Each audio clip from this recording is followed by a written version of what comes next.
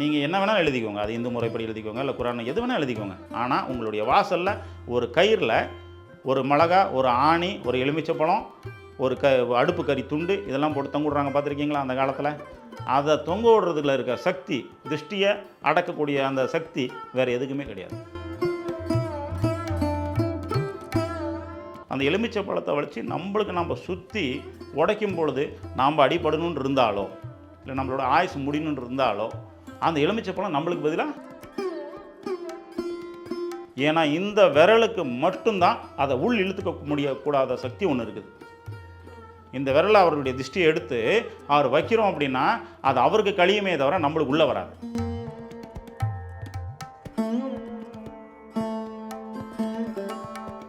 பிராண பிரதிஷ்டாய சுவாகான் மந்திரம் படிக்கிறோம். எதுக்காக படிக்கிறோம்? இந்த உன்னுடைய பிராணத்தை, உயிரை இதுக்கு கூடு, இந்த கல்லுக்கு கூடு, நீ உயிரோடு எழுந்து வா, வெறும் கல்லாக இருக்குது அப்படின்னு கூப்பிடுறது தான் அருவம். உருவம் அப்படின்னா நம்ம தாத்தா பாட்டி ஃபோட்டோ வீட்டில் வச்சுட்ருக்கோம். நம்ம தாத்தா பாட்டி அதிலே வாழ்கிறாங்க.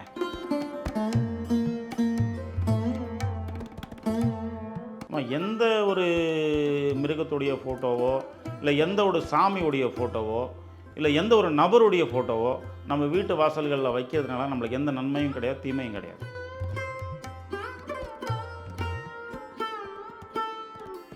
கண் திருஷ்டி அப்படின்றது எப்படின்னா, பழைய ஒரு இது இருக்கும், கல்லடி பட்டாலும் படலாமே தவிர கண்ணடி படக்கூடாது அப்படின்வாங்க. ஏன் அப்படின்னா,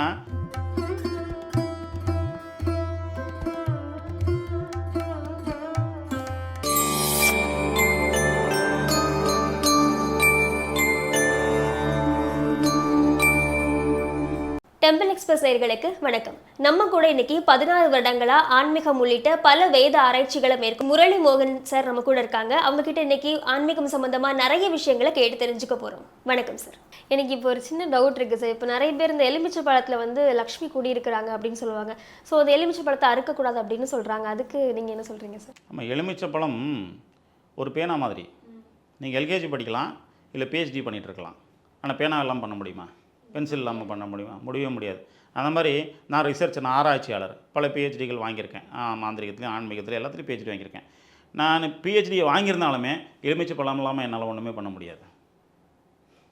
ஒரு ஆன்மீகத்துக்கோ இல்லை ஒரு விஷயங்கள் எந்த விதமான மாந்திரிகம் எந்த விதமான விஷயங்கள் இருந்தாலுமே எலுமிச்சை பழம்ன்றது மிக முக்கியத்துவம் வாய்ந்தது.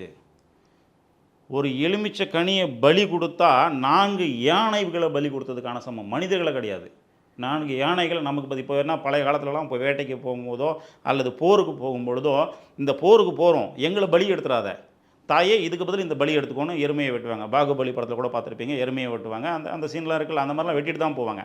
அந்த மாதிரி வெட்டிட்டு போகிறதுக்கு பதிலாக ஒரு எலுமிச்சை பழத்தை பலி கொடுத்துட்டு போனால் 4 யானைகளுக்கு பலி கொடுத்ததுக்கான சமத்தை ஒரு எலுமிச்சை பழ பலி ஏற்றுக்குது. அப்போது அந்த எலுமிச்சை பழத்தை வச்சு நம்ம சுற்றி உடைக்கும் பொழுது நாம் அடிபடணுன்னு இருந்தாலோ, இல்லை நம்மளோட ஆயுசு முடியணுன்னு இருந்தாலோ, அந்த எலுமிச்சை பழம் நம்மளுக்கு பதிலாக அதை பலி கொடுத்துக்குது. இந்த மாதிரி விஷயங்கள் எல்லாம் எலுமிச்சை பழத்தில் உண்டு. அதே மாதிரி எலுமிச்சை பழத்தை தூக்கி போட்டு விளையாடக்கூடாதுன்னு இந்த காலத்தில் சொல்லுவாங்க. தூக்கி போட்டு விளையாடாத, கீழே உருட்டி விளையாடாத, என்ன எலுமிச்சை பழத்தை என்ன விளையாட்டு அப்படின்னு நம்ம முன்னோர்கள்லாம் திட்டுவாங்க. ஏன் திட்டுவாங்க அப்படின்னா, நீ தூக்கி போட்டு விளையாடுனா அந்த பக்கம் போகக்கூடிய துஷ்ட சக்திகள் அதில் உக்காந்துரும். உருட்டி விளையாடினீங்கன்னா பூமாதேவி மேலே இருக்க துஷ்ட சக்திகள் அதில் உக்காந்துரும். எலுமிச்சை பழத்துக்கு அந்த ரிசீவிங் பவர் இயற்கையிலேயே உண்டு. ஈர்க்கக்கூடிய ரிசீவிங் பவர், அந்த ஆக்கர்ஷண சக்தின்னு வாங்க. அதை ஆக்கர்ஷண சக்தி இயற்கையிலேயே உண்டு. அதனால தான் சுற்றி போடும்போது உனக்கு இருக்கிறது எல்லாத்தையும் நாம் இழுத்துக்க முடியுது அந்த பழத்தால். நான் எனக்கு சுற்றி போடும்போது எனக்கு இருக்கிறது எல்லாமே அந்த பழம் இழுத்துக்க முடியுது. மற்றவங்களுக்கு அந்த மாதிரி வீட்டுக்கெல்லாம் சுற்றி போடும்போது, காருக்கு வண்டிக்கெல்லாம் ஏன் சுற்றி போடுறோம்? அதுக்கு என்ன தான் இருந்தாலும், அந்த வண்டி ஆக்சிடென்ட் ஆனு இருந்தாலுமே, அந்த வண்டி உளுந்து உடையணுன்னு இருந்தாலுமே, அந்த வீடு ஏதாவது ஆணுன்னு இருந்தாலுமே, வீட்டில் கண் திருஷ்டி பட்டிருந்தாலுமே, இல்லை ஏதாவது பிரச்சனைகள் ஆயிருந்தாலுமே, எல்லா திருஷ்டிகளையும் அதை ஏற்றுக்கொண்டு தன்னைத்தானே பலி கொடுத்து நம்மை வாழ வைக்கிறது தான் எலுமிச்சை பழம். இந்த பூமியில் விதைக்கப்பட்டிருக்குள்ள ஒவ்வொரு மூலிகைகளும் மனிதர்களுக்காகவே விதைக்கப்பட்டது அப்படின்றது சித்தருடைய வாக்கு. நீ வாழணுன்றதுக்காக தான் இவ்வளோ மூலிகைகள் நான் படைச்சிருக்கேன், நீ வாழணுன்றதுக்காக தான் இவ்வளோ மூலிகைகள் நான் கொடுத்துருக்கேன் அப்படின்னு கடவுள் சொல்கிறாராம். நாம் வாழணுன்றதுக்காக நம்ம கீரை சாப்பிட்றோம், கொத்தமல்லி சாப்பிட்றோம், கருவேப்பிலை சாப்பிட்றோம் இல்லையா? அப்போ நீங்கள் எலுமிச்சை பழத்துக்கு பலி கொடுக்குறது பாவம்னா நீங்கள் ஆப்பிள் சாப்பிடாதீங்க, ஆரஞ்சு சாப்பிடாதீங்க, சிட்ரஸ் ஃப்ரூட் எதுவுமே சாப்பிடாதீங்க, சாப்பிடாமல் இருக்கலாமே, அப்படிலாம் கிடையவே கிடையாது. இந்த பூமியில் விதிக்கப்பட்ட ஒவ்வொரு மூலிகைகளும் நமக்கானது. நம்முடைய பசியை போக்கக்கூடியது, நம்மளுடைய பிணிகளை போக்கக்கூடியது. பிணிகளை போக்கக்கூடியது முதல் சக்தி வாய்ந்தது எலுமிச்சை பழம். இப்போ எலுமிச்சை பழத்தை பற்றி நிறைய சொல்லியிருக்கீங்க. இப்போ எலுமிச்சை பழத்தை ஃபஸ்ட் நான் கேட்கும்போது இந்த மாதிரி அறுத்து வைக்கக்கூடாதுங்கிற ஒரு டவுட்டோட தான் நான் கேட்டேன். அதே மாதிரி நிறைய சந்தேகங்கள் இருக்குது இல்லையா சார்? இப்போ இந்த மாதிரி விஷயங்கள் கண் திருஷ்டி போக செய்யலாம், இதெல்லாம் செய்யக்கூடாது அப்படின்னா என்ன சார்? கண் திருஷ்டி போக செய்யலாம் அல்லது இதெல்லாம் செய்யக்கூடாது. கண் திருஷ்டி அப்படின்றது எப்படின்னா, பழைய ஒரு இது இருக்கும், கண்ணடி கல்லடி பட்டாலும் படலாமே தவிர கண்ணடி படக்கூடாது அப்படின்வாங்க. ஏன் அப்படின்னா, ஒருத்தர் வயிறு எரிஞ்சு கண்ணால் நம்மளை பார்த்தாரு அப்படின்னாவே, நம்ம பிள்ளைங்களுக்கு இல்லையே அவங்க நல்லா இருக்காங்களே அப்படின்னாவே நம்மளுக்கு அடிபட்டுருப்போம். அந்த வயிற்றுச்சல் நம்மளை சும்மா விடாதான். அதுதான் கண் திருஷ்டி. இதுதான் கண் திருஷ்டி அப்படின்றது. அந்த கண் திருஷ்டியை நம்ம உடம்புலேருந்து வெளியே எடுத்து விசாட்டக்கூடியது எது அப்படின்னா எலுமிச்சை பழம். அந்த எலுமிச்சை பழத்தை சுற்றும் பொழுது உங்களை கிழக்கா பார்த்து நிப்பாட்டுறோம். நாங்கள் அதுக்கு அது மகனை வந்து கிழக்கா பார்த்து நிப்பாட்டுறாங்க. தாயானவள் போய் அவருக்கு சுற்றுறாங்க. அப்போ எலுமிச்சை பழம் சுற்றி உடைக்கிறேன், உனக்கு எல்லாம் போய்ட்டு நிற்கும் பொழுது அவங்களுக்கு எதில் நம்ம நிற்கக்கூடாது, நம்ம ஓரமாக தான் நிற்கணும். சரி. நேருக்கு நேராக நிற்கவே கூடாது, நம்ம ஓரமாக தான் நிற்கணும். அவர் நேராக சூரியனை பார்த்த மாதிரி இருக்கணும், நம்ம சைடில் இருந்து அவர் சுற்றுன மாதிரி இருக்கணும். எந்த யாக சாலையில் யாகம் நடத்துகிற இடத்துல கூட பாருங்கள், யாகம் நடத்துகிறவருக்கு எதிராக யாரையும் உட்கார வைக்க மாட்டாங்க, அவங்களே தான் உட்காருவாங்க. இந்த பக்கம் ஒரு புரோகிதர், அந்த பக்கம் ஒரு புரோகிதர், இந்த பக்கம் ஒரு சிவாச்சாரியார், அந்த பக்கம் ஒரு சிவாச்சாரியார். இந்த சைடில் 2 சைடில் மட்டும்தான் அந்த யாகத்துக்கு காசு கொடுத்த நடத்த சொன்ன அந்த ஸ்தாபகத்துடைய ஒரு தொழிலுடைய அல்லது வீட்டுடைய ஓனரை உட்கார வைப்பாங்க. நேருக்கு நேராக உட்கார வைக்க மாட்டாங்க. சாமிக்கு நேராக யாரையும் உட்கார வைக்க மாட்டாங்க. மாரியம்மா இருந்தால் நேருக்கு நேராக பலிப்பீடம், புரியுதா? சிவன் இருந்தால் நேருக்கு நேராக நந்தி. எந்த சன்னிதானத்துக்கு போங்க, இந்த பக்கம் வந்து போகலாம், அந்த பக்கம் வந்து போகலாம் சாமிக்கு, ஆனால் நேருக்கு நேராக போக முடியாது. புரியுதா? அந்த மாதிரி எல்லா விஷயங்களும் இருக்கிற அதே சக்தி தான் எலுமிச்சை பழத்துக்கு இருக்கிறதுனால நேருக்கு நேராக வந்து சுற்றணும் அப்படின்னா அவங்களுக்கு இருக்குது அப்படியே 2 மடங்கு நம்மளுக்கு வந்துடும். அதை மட்டும் செஞ்சிடவே கூடாது. நான் ரொம்ப பேரை பார்த்துட்டேன் அந்த மாதிரி செய்கிறத. திருஷ்டி கழிச்சு முடிச்சதுக்கப்புறமா தொடப்பு குச்சிலலாம் செய்வாங்க, நான் பார்த்துருக்கேன். அது மூலிகை தான், தர்பை புல் ஒரு மூலிகை, புல் ஒரு மூலிகை, அந்த தொடப்பு குச்சி கூட மூலிகை தான். அதில் பண்ணி முடிச்ச அப்புறமா ஒரு இடத்துல வந்து கொளுத்துவாங்க. அது பட்டப்பட்டுன்னு வெடிச்சு முடிச்ச அப்புறமா பொட்டு எடுத்து நெத்தியில் வைப்பாங்க. நெத்தியில் வைக்கும்போது இந்த விரலில் வைப்பாங்க. நாம் என்றைக்கு திருஷ்டி கழிக்கும் போதும் ஒரு விரல் யூஸ் பண்ணணும், அது இந்த விரல் தான் யூஸ் பண்ணணும். ஃபிங்கர் ரிங் தான் யூஸ் பண்ணணும். இந்த மோதிர விரலை தவிர வேறு விரலை யூஸ் பண்ணக்கூடாது. ஏன்னா இந்த விரலுக்கு மட்டும்தான் அதை உள் இழுத்துக்க முடியக்கூடாத சக்தி ஒன்று இருக்குது. இந்த விரலை அவருடைய திருஷ்டியை எடுத்து அவர் வைக்கிறோம் அப்படின்னா அது அவருக்கு கழியுமே தவிர நம்மளுக்கு உள்ளே வராது. அதனால தான் இது ஃபிங்கர் ரிங்னு வந்துச்சு. மோதிர விரல், அதாவது ராகுக்கு எது தோஷங்கள் இருக்கவங்க அந்த கல்லை போடுறது, சனி பகவான் தோஷம் இருக்கவங்க அந்த கல்லை போடுறது. அப்படின்னா அது இது வழியாக உள்ளே வரக்கூடாதுன்றது அர்த்தம். இந்த ஃபிங்கருக்கும் உடல் ரீதியாக இருக்க உடல் முழுசாக இருக்கக்கூடிய நரம்புகளுக்கும் சம்மந்தம் இருக்குது. இந்த விரலுக்கும் உடல் முழுசும் இருக்கக்கூடிய அங்கங்களுக்கும் சம்மந்தம் இருக்குது. அதனால தான் இந்த கையில் பொட்டு வைக்கணும். சாமியோட பொட்டு எடுத்து வச்சா இதில் வைக்கணும். நீ நெத்திக்கு மட்டும் வைக்கல, உன்னுடைய உடம்பு முழுசுக்கும் வைக்கிற, அதுக்காக தான் இந்த விரலை யூஸ் பண்ணணும் அப்படின்றது இருக்குதுமா. இப்போ திருஷ்டி கழிக்கும் பொழுது செய்யக்கூடாதுன்னு எடுத்துக்கிட்டே நேருக்கு நேரம் நிற்கக்கூடாது, விரல் மாற்றி பொட்டு வைக்கக்கூடாது. அதே மாதிரி கழித்து முடிச்ச அப்புறம் கை கால் கழுவாமல் உள்ளே போகக்கூடாது. கழித்தவங்களும் நான் தான் கழிக்கிறேன் மகனுக்கு, நானும் கை கால் கழுவாமல் போகக்கூடாது. அவருக்கு தான் கழிக்கப்படுது, அவரும் கை கால் கழிக்காமல் தண்ணி தலைமையில் போடாமல் வீட்டுக்குள்ளே போகக்கூடாது. திருஷ்டி கழித்து முடித்த உடனே ஓடுறது, வண்டி எடுத்துகிட்டு ஃபாஸ்ட்டாக போடுறது எதுவுமே பண்ணக்கூடாது. சாந்தமாக 1 மணி நேரம் சும்மா உக்காந்துடணும். ஒருவேளை அது உக்ரம் அடைஞ்சு உன் உடம்பு விட்டு போடாமல் ஏதாவது செய்யணுன்னு இருந்தாலுமே அந்த 1 மணி நேரம் சாந்தமாக உக்காந்துட்டிங்கன்னா வேறு வழி இல்லாமல் அது போய் தீந்துடும். அது உடனே பண்ணக்கூடாது. இது விஷயங்கள் இருக்குதுமா. Okay sir. இப்போ திருஷ்டி கழிக்கிறதுக்கு நிறைய பேர் இந்த கண் திருஷ்டி விநாயகராக இருக்கட்டும், இல்லை குரானோட வாசகங்களாக இருக்கட்டும், எலுமிச்சை பழமாக இருக்கட்டும், படிகாரக்கள், இந்த மாதிரி நிறைய விஷயங்களை வீட்டு வாசலில் தொங்க விடுவாங்க இல்லையா? அதை பற்றி சொல்லுங்கள் சார். ஆமாம், எல்லா விஷயங்களுக்கும் நான் அவங்களுடைய நம்பிக்கைகளை நான் தலையிட விரும்பலை. ஆனால் முழுக்க சொல்கிறேன்னா, ஒரு எலுமிச்சை பழத்துக்கும் ஒரு ஆணிக்கும் வீட்டில் இருக்கக்கூடிய விறகு எரிய வச்ச அந்த கறிக்கும் இந்த மிளகாக்கு இருக்கக்கூடிய சக்தி இது எதுகளுக்கும் கிடையாது. நீங்கள் என்ன வேணாலும் எழுதிக்கோங்க, அது இந்து முறைப்படி எழுதிக்கோங்க, இல்லை குரான் எது வேணால் எழுதிக்கோங்க. ஆனால் உங்களுடைய வாசலில் ஒரு கயிறில் ஒரு மிளகா, ஒரு ஆணி, ஒரு எலுமிச்சை பழம், ஒரு அடுப்பு கறி துண்டு இதெல்லாம் போட்டு தொங்க விடுறாங்க, பார்த்துருக்கீங்களா அந்த காலத்தில்? அதை தொங்க விடுறதுல இருக்க சக்தி, திருஷ்டியை அடக்கக்கூடிய அந்த சக்தி வேறு எதுக்குமே கிடையாது. பஞ்சபூதங்களையும் அடக்கக்கூடிய சக்தி அந்த விஷயங்களுக்கு உண்டு. அப்போ திருஷ்டியை அடக்காமல் போகும். ஸோ ஒரு திருஷ்டியை நம்ம வீட்டுக்குள்ளே வராமல் தடுத்துக்கணுன்னா இதை பண்ணால் போதுமானது, வேறு எதுவும் தேவையில்லை. இப்போ இந்த மாதிரி கண் திருஷ்டி விநாயகர் வைக்கிறது எதுவுமே தேவையில்லைம்மா. அது கண் திருஷ்டி விநாயகர் வைக்கிறதோ இன்னொன்று வந்து டைல்ஸ் கடைக்காரனுக்கு லாபம், பிரிண்டிங் போடுற புக்கு கடைக்காரனுக்கு லாபம், எல்லாருக்குமே லாபம் தான். நம்மளுக்கு ஏதாவது லாபம் இருக்குதான்னு பார்த்தா நம்மளுக்கு எதுவும் கிடையாது. வீட்டுக்கு வாசலில் சாமியை வச்சுருவோம், அந்த வாசலுக்கு தான் ட்ரைனேஜ் போயிட்டுருக்கோம், ட்ரைனேஜ் மேலே தான் அந்த கண் திருஷ்டி விநாயகரை வச்சுருப்போம் இல்லையா? அதெல்லாம் நம்மளுக்கு பாவங்களை தான் சேர்க்கும். வீட்டுக்கு வாசலில் வேறு என்ன இருக்கும்? வீட்டுக்கு வாசல் ட்ரைனேஜ் இருக்கும், ட்ரைனேஜ் மேலே போட்டு சிமெண்ட் போட்டு மூடிருப்போம், மேலேயே கண் திருஷ்டி விநாயகர் வச்சுருப்போம் இல்லையா? அது எவ்வளோ சொன்னாலும் வீட்டில் இருக்கக்கூடியவங்க கேட்க மாட்டாங்க. அம்மாக்கள் முன்னோர்கள் இல்லை இங்கே வைக்கணும்னு வைப்பாங்க. கீழே தான் ட்ரைனேஜ் போயிட்டுருக்கும். நம்ம ட்ரைனேஜ் மேலே பலகை போட்டு எல்லாம் மூடிட்டு இது மேலே உட்காந்து சாப்பிடுங்க, நாம் சாப்பிடுவோமா? கீழே ட்ரைனேஜ் ஓடுது, நான் எப்படி மேலே உட்காந்து சாப்பிடுவோம்? அப்போ சாமி, அந்த கேள்வி நம்மளுக்கு நம்ம எடுத்துக்கணும் இல்லையா? நீங்க சொன்ன மாதிரி இப்போ கந்திருஷ்டி விநாயகருக்கு கீழே ட்ரைனேஜ் இருக்கு அப்படின்னா இப்போ அப்படி தப்பான முறைகளில் பண்ணும்போது அதுக்கான பலன்களும் அவங்க அனுபவிப்பாங்க இல்லையா? ஆமாம், சாமிகள் இருக்காது, அருவம் உருவம் ரெண்டு இருக்குதுமா. சாமி அருவம் உருவம் அப்படின்னா வீட்டில் இருக்கக்கூடிய ஃபோட்டோவில் உருவம் இருக்குது, கல்லில் உருவம் இருக்குது.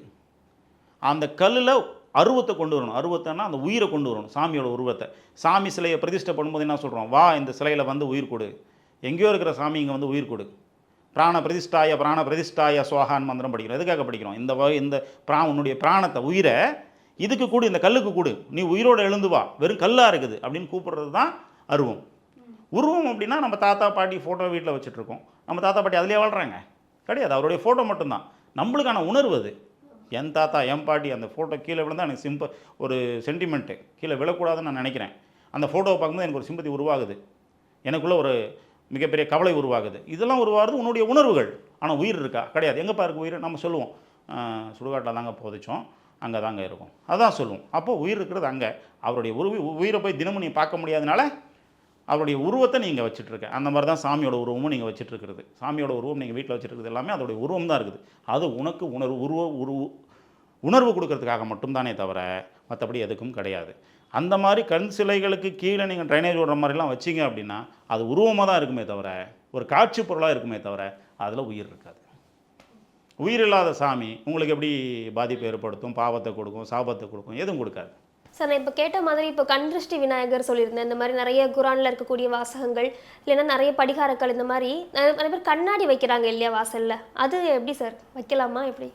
நம்ம வீடு ரொம்ப பெரிய பிரம்மாண்ட மாளிகையாக இருந்து, பழைய சிவாஜி படத்துலலாம் பார்த்தீங்கன்னா வீடே வந்து திருமண மண்டபத்தில் தான் வீடு மாதிரி காட்டுவாங்க. இப்போ எல்லா படத்துலையும் அப்படி தான் காட்டுவாங்க, சின்ன வீடு காட்டவே காட்ட மாட்டாங்க. இப்போ வந்த படத்துலலாம் பார்த்தீங்கன்னா குடிசை வீட கூட யதார்த்தமான படங்கள் இப்போ வர ஆரம்பிச்சிருச்சு. அந்த மாதிரி மண்டபங்கள் மாதிரி இருக்கிற வீடுகளில் நீங்கள் கண்ணாடி வைக்கிறது வந்து பார்த்த உடனே ஐயோ இவ்வளோ பெரிய வீடா அப்படின்னு அவன் பார்க்கும்பொழுது கண்ணாடி இருந்துச்சு அப்படின்னா அவனுடைய கந்திஷ்டி அவனுக்கே போகிறதுக்காக. யார் பார்க்குறாங்களோ வாய் அடைக்கிறாங்களோ, இவ்வளோ பெரிய வீடா, இவ்வளோ பெரிய சாமியாரையா, இவ்வளோவா இப்படி வாழ்கிறாங்களா அப்படின்னு பார்க்கும்பொழுது அந்த கண்ணாடி அவங்களுக்கு ரிஃப்ளெக்ட் கொடுக்குறதுக்காக வைக்கிறோம். நாம்ளே குடிசையில் வாழ்கிறோன்னு வச்சுக்கோங்க, நாம்ளே சின்ன வீட்டில் நாம் கண்ணாடி வச்சு என்ன பிரயோஜனம்? வந்தவனுக்கு பாவம் தான் வருது. நம்மளை பார்த்த உடனே இவ்வளோ ஆளாக இருக்கிறானே, இன்னும் வீடு கட்டாமல் இருக்கானே பாவம் அப்படின்னு. அந்த பாவம் நம்மளுக்கு தேவை. அவனுடைய கருணையிலாவது நம்ம வீடு கட்டிட மாட்டோமா? நாம் அப்போ கண்ணாடி வைக்க வேண்டியது யார்? கந்திருஷ்டியை இழுக்கக்கூடிய நபர்கள் தான் அதை வைக்கணும். எல்லாருமே வச்சுக்கக்கூடாது. எல்லாருமே கழுத ஃபோட்டோ வச்சுருது, வீட்டு வாசலில் கழுத ஃபோட்டோ வச்சுட்டு முகம் சுளிக்க வைக்கிறது. எல்லாரையும் கேட்டால் அது கந்திருஷ்டியான். அந்த கழுத ஃபோட்டோ பூவை வைப்பாங்க, அதையும் பார்த்துருக்கோம். என்ன பண்ணால் கழுதையை பார்த்தா நம்மளுக்கு இதெல்லாம் வியாபார யுக்திகளை தவிர இதில் பெரிய கண்ணாடியெல்லாம் கொடுக்குறது வந்து அந்த பெரிய பெரிய மண்டபங்களில் தான் வைப்பாங்க. கந்திருஷ்டி வந்துடக்கூடாது அப்படி அவங்களுக்கு யார் பார்க்குறாங்களோ அவங்களுக்கே போயிட்டோம். அவங்கள காக்கைக்கு தன் கொஞ்சம் பொன் குஞ்சுன்ற மாதிரி அவருடைய கந்திருஷ்டி அவங்களுக்கு ஒன்றுமே செய்யாது. அப்படி போயிட்டுன்றதுக்காக தான் கண்ணாடி வைக்கிறது. ஆனால் இந்த கண்ணாடி வைக்கிறதுனால நம்ம திருஷ்டியெல்லாம் போயிடுதுன்று நம்ம வாழ்கிற 1 சென்ட் வீட்டில் 2 சென்ட் வீட்டில் 1 கிரவுண்ட் வீட்டில் 2 கிரவுண்ட் வீட்டில் வைக்கிறதெல்லாம் தவறானது. அவ்வளோலாம் தேவையே இல்லை. நீங்கள் சொன்ன மாதிரி கழுதை படம் சொன்னீங்கல்ல சார், அதே மாதிரி நிறைய பேர் யானை கண்ணு வந்து வச்சுருப்பாங்க இல்லையா, அதுவுமே தப்பு தான். யானை கண்ணா? எந்த ஒரு மிருகத்துடைய ஃபோட்டோவோ இல்லை எந்த ஒரு சாமியுடைய ஃபோட்டோவோ இல்லை எந்த ஒரு நபருடைய ஃபோட்டோவோ நம்ம வீட்டு வாசல்களில் வைக்கிறதுனால நம்மளுக்கு எந்த நன்மையும் கிடையாது, தீமையும் கிடையாது. அதனால் எதுவும் ஏற்பட போகிறதில்ல. அதுக்கு பதிலாக நீங்கள் வீட்டு வாசலில் மாயாள தோரணம் கட்டி பாருங்கள், நன்மை ஏற்படும். வீட்டு வாசலில் வந்து மஞ்சள் பூசி குங்குமம் வச்சு பாருங்கள், லக்ஷ்மி மட்டும் உள்ளே வருவா. வீட்டு வாசலை எப்போவுமே ஊமத்தாங்காய் எடுத்து உடைச்சி 2 பக்கம் வச்சு பாருங்கள், எப்போவுமே கெட்ட சக்திகள் நம்மளை தாண்டி உள்ளே வராது. அந்த ஊமத்தாங்காயை தாண்டி உள்ளே வராது. இந்த மாதிரி எவ்வளோ விஷயங்கள் இருக்குது. அதெல்லாம் விட்டுட்டு சோம்பேறி தினமாக நான் ஒரு ஃபோட்டோ வச்சுருவேன், 10 வருஷம் 20 வருஷம் 30 வருஷம் ஆனாலும் அந்த ஃபோட்டோ மட்டும் அது என்ன காப்பாற்றிக்கும் அப்படின்னா அது பிரிண்ட் போட்ட மிஷினை காப்பாற்றிடுமே. அது ஏன் கெட்டு போகுது? அதே ரிப்பேர் ஆகுது. கழுத ஃபோட்டோ பிரிண்ட் போடுறாங்களா, அந்த மிஷினை காப்பாற்றிடணுமே. அப்படின்னா கழுத மேய்க்கிறவனை காப்பாற்றணுமே. கழுத மேய்க்கிறவங்க எவ்வளோ பேர் இருக்காங்க, அவங்கள அப்படின்னா கோடீஸ்வரன் ஆகிருக்கணுமே இவ்வளோ நேரத்துக்கு. ஏன் அவங்கெல்லாம் கோடீஸ்வரன் ஆகலை அப்படின்ற கேள்வியெல்லாம் இருக்குல்ல. நம்ம மூடத்தனம்ன்றது வேறு எங்கேயோ இல்லைம்மா, நம்மளுடைய பழக்க வழக்கங்கள்லாம் தான் வருது. எது தேவை எது தேவையில்லை லாஜிக்காக யோசிச்சாவே தெரிஞ்சிடும் நம்மளுக்கு. மூடத்தனத்தை ஒழிக்கிறதுக்காக முதல் பேசுனதே சித்தர்கள் தான். அதே சித்தர்கள் தான் தமிழுக்கு இலக்கணம் எழுதியிருக்காங்க, அதே சித்தர்கள் தான் ஆன்மீகம் இருக்குன்றதும் சொல்லியிருக்காங்க, அதே சித்தர்கள் தான் சாமிகளும் துதித்தும் பாடியிருக்காங்க. அவங்களே தான் மூடத்தனம் இருக்குன்னு சொல்லியிருக்காங்க. அப்போது அவங்க சொல்கிறது எல்லாத்தையும் ஏற்றுக்கிறோம். நம்ம இந்த விஷயத்த மட்டும் இல்லை கழுத படம் வைக்கிறோம், இல்லை நம்ம யானை படம் வைக்கிறோம், இதனால் எனக்கு இது நடந்துருது அது நடந்துருது, இது நடந்தது அது நடந்தது அப்படிலாம் நம்ம பெரிய கற்பனையில் வைக்கிறது தவறுமா. Okay sir. இப்போ இந்த மாதிரி ஒரு மூடத்தனத்தையும் ஒரு ஆன்மீகத்தையும் பிரித்து பார்க்குறது, அந்த ஒரு அறிவு வேணும் இல்லை எல்லாருக்குமே. ஸோ அந்த பகுத்தறிவு இருந்தால் தான் ஆன்மீகத்தை நம்ம உண்மையாகவே அடைய முடியுங்கிறது நிறைய விஷயங்கள் எங்களுக்கு சொல்லியிருக்கீங்க. ரொம்ப நன்றி. நன்றிங்கம்மா.